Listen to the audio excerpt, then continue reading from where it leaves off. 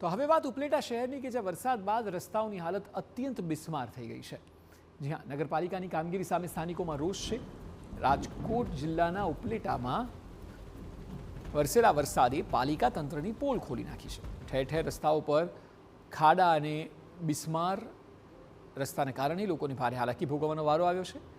Bus stand ચોક, ઝકરિયા ચોક, અશ્વિન ચોક અને cutlery બજાર સહિતના વિસ્તારોમાં રસ્તાઓ પર મોટા ખાડાઓ પડી ગયા છે। રસ્તા પર કાંકરાના કારણે લોકોને ટુ વ્હીલર ચાલકોને ભારે હાલાકી ભોગવવાનો વારો આવ્યો છે। ત્યારે સ્થાનિકોમાં પાલિકા સામે ભારે આક્રોશ જોવા મળી રહ્યો છે। અમે તો એટલા દિવસથી બાયણે નીકળતા જ બીક લાગે છે કે કઈ બાજુથી ક્યાં બાજુથી કેવી રીતના અમારે નીકળવું। અમારે ઘરકામ માટે થઈને કઈ વસ્તુ લેવા માટે અમે નીકળી ન શકતા, એટલી બધી રસ્તા ખરાબ છે। ખાડા એટલે કેવા કે એમાં ગાડી આખી અંદર નીકળી જાય ને પડી જાય ને તો આપણે ઉંચકી ન શકીએ એટલા ખાડા પડી ગયા છે।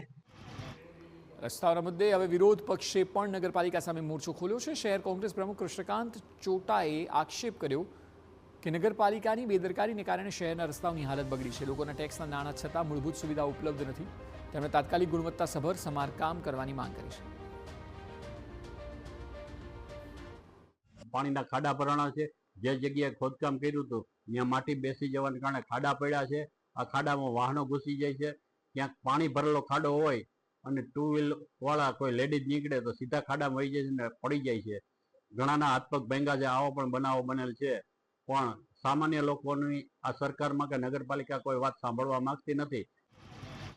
સમગ્ર મામલે નગરપાલિકા તંત્રે કામગીરી ચાલુ હોવાનું કહીને ઉપલેટા નગરપાલિકાના ચીફ ઓફિસર ઉદય નિશિતે જણાવ્યું કે શહેરમાં જ્યાં જ્યાં રસ્તાઓ પર ખાડાઓ પડ્યા છે ત્યાં કામગીરી શરૂ કરી દેવામાં આવી છે। આગામી દિવસોમાં વધુ સમારકામ કરીને લોકોને રાહત આપવામાં આવશે।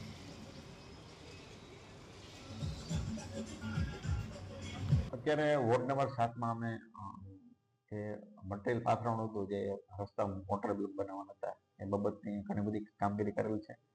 અને હજી આ જે વોર્ડમાં જે જૂના જે રસ્તા છે એ રોડને સીસી રોડ બનાવવા માટે પછી વર્ક ઓર્ડર પણ આપી દેવામાં આવેલ છે। હાલ અત્યારે ગેસની લાઈનનું કામ પૂર્ણ થાય એ બાકીના રસ્તાઓ પણ સીસી રોડ કરવામાં આવશે।